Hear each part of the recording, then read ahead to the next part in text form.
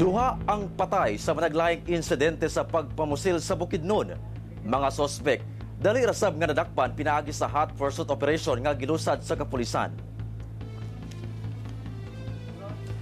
Patay ang usa ka 74 anyos nga lalaking tag-iya og hardware sa Malaybalay City, Bukidnon.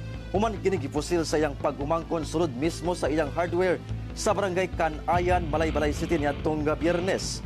Sa investigasyon sa kapulisan, migula nga una pa man nahitabo ang insidente, nagkalalis na ang duha sa gituwang away sa yuta.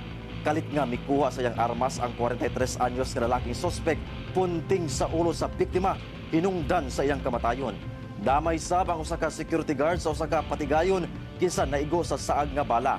Sa hot pursuit operation sa PNP, nadakpan sab gilayon ang sospek kinsa nakatakdang pasakaan og kasong murder.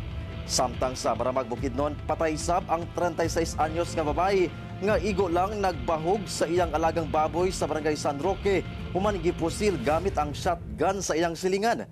Sumala sa PNP nga personal nga bangi ang hinungdan sa maong insidente. Dali nga misibat ang sospek apan nadakpan ra sab kini sa PNP. Kasong murder ang atubangon sa maong dinakpan. Wala pa sila ipahayag.